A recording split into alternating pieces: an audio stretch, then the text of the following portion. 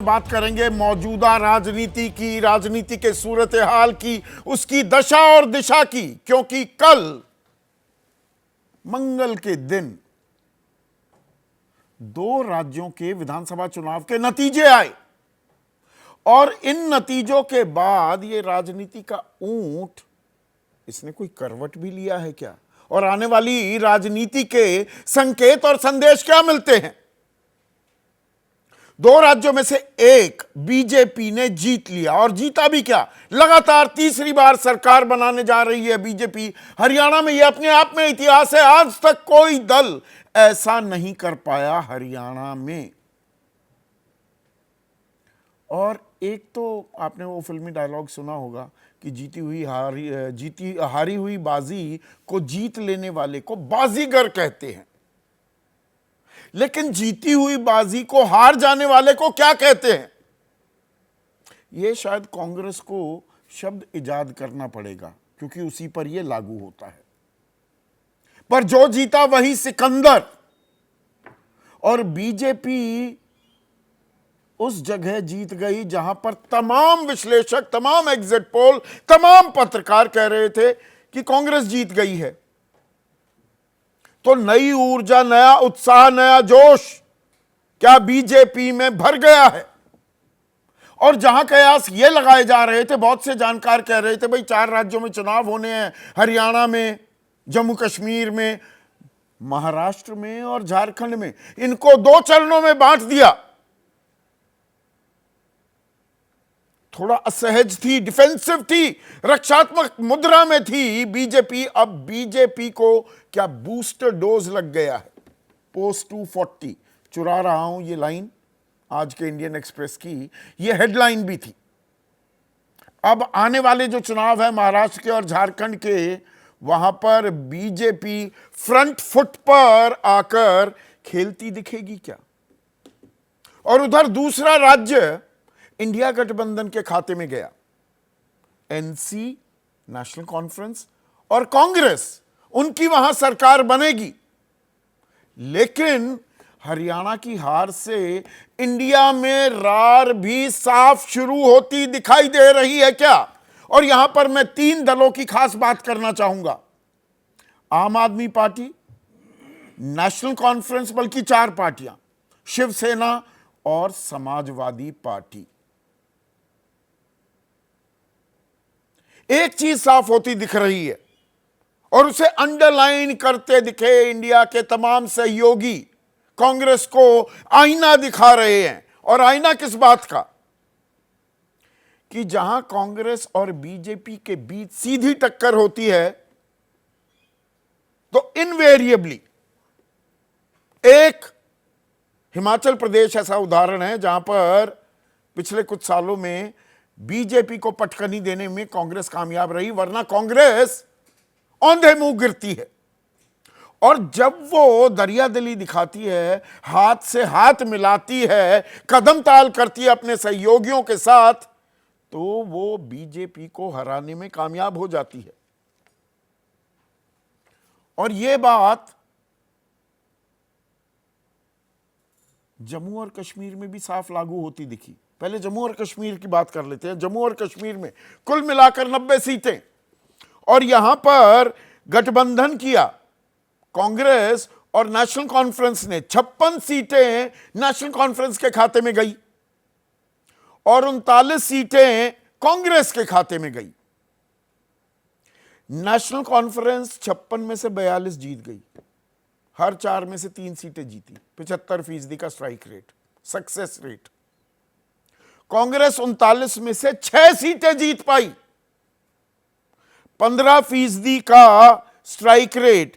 और जहां जिम्मेदारी थी गठबंधन में घटक होने के चलते कि भाई जम्मू तुम संभालो, नेशनल कॉन्फ्रेंस ने कहा घाटी हम संभालेंगे, तो जम्मू के 29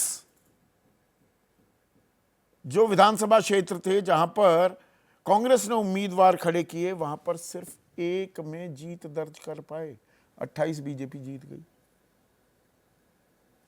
3% का स्ट्राइक रेट। तो उमर अब्दुल्ला ने कहा जो लोग कपड़े बांधकर राजभवन का रास्ता नाप रहे थे वो घर बैठे रहे। ये हरियाणा के संदर्भ में बात कह रहे हैं। कुमारी शैलजा की तरफ साफ इशारा है। और बीजेपी ने तीसरी बार हुकूमत बना ली। कांग्रेस को इस पर गहन विचार विमर्श करना होगा, लेकिन यह मेरा काम नहीं है कि गांव बसैनी मंगते आंडगे पहले सारे मुख्यमंत्री बनने की कोशिश में लगे रहे, सरकार बन नहीं पाई। फिर आम आदमी पार्टी आ गई मैदान में। पहले तो शायराना अंदाज में राघव चड्ढा बोले, हमारी आरजू की फिक्र करते तो कुछ और बात होती, हमारी हसरत का ख्याल रखते तो एक अलग शाम होती। आज वो भी पूछता रहा होगा मेरा साथ छोड़कर, वो भी पछता रहा होगा मेरा साथ छोड़कर, अगर साथ साथ चलते तो कुछ और बात होती। साथ साथ चले नहीं। अब आम आदमी पार्टी एक सीट पर ही जमानत बचा पाई, ये अलग चीज है, पर जब तिनके जोड़ जोड़कर बड़ा गट्ठड़ बनाते हो तो क्यूमुलेटिव इफेक्ट कुछ और ही हो जाता है। अब इसका एक उदाहरण है। उच्चाना कला में 32 वोटों से बीजेपी हार गई, कांग्रेस हार गई बीजेपी से। आम आदमी पार्टी को पड़े 2495 वोट। डबवाली कांग्रेस हारी 610 वोटों से। आम आदमी पार्टी को पड़े 6606 वोट। असंध कांग्रेस हारी 2306 वोट से, और वहां पर आम आदमी पार्टी को पड़े 4290 वोट। ये 3 सीट तो सीधे बढ़ रही थी। वोटिंग परसेंटेज अगर देखें, वोट प्रतिशत, बीजेपी और कांग्रेस का 0.8% का फर्क है, 1% से भी कम। अब आम आदमी पार्टी साथ जुड़ जाती और अखिलेश यादव कह रहे थे भाई 2 सीट मुझे दे दो। 89 सीट लड़कर जीतनी ही 37 थी, तो ये 5-7 सीटें उधर दे दी जाती तो क्या दिक्कत होती। इसी बात को अपने अलग अंदाज में मनीष सिसोदिया भी कह रहे हैं। भाजपा ने कुछ किया ही नहीं था, उसे जनता हराना चाहती थी, लेकिन कांग्रेस की राजनीति में, रणनीति में, उसकी एकजुटता में कहीं कमी रही, जिसके कारण उसे हार का सामना करना पड़ा। अब प्रियंका कक्कड़, आम आदमी पार्टी की मुख्य प्रवक्ता, कह रही हैं कि हम तो चुनाव खुद लड़ेंगे विधानसभा का। यानी कि रार दिख रही है। और इसका और बड़ा चेहरा कहां दिखा?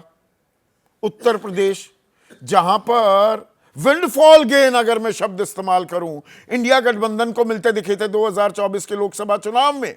37 सीटें समाजवादी पार्टी जीत गई थी, 6 सीटें कांग्रेस के खाते में भी आई। और अब वहां उपचुनाव होने वाले हैं 10 सीटों पर विधानसभा के। कांग्रेस 5 सीटें मांग रही थी। अब सब इंतजार करते हैं, वक्त पर चोट हर राजनेता को, हर दल को करनी आती है। कल के नतीजे आए। आज अखिलेश यादव ने 10 में से 6 सीटों पर अपने उम्मीदवारों का ऐलान कर दिया। कोई इंतजार नहीं कांग्रेस का।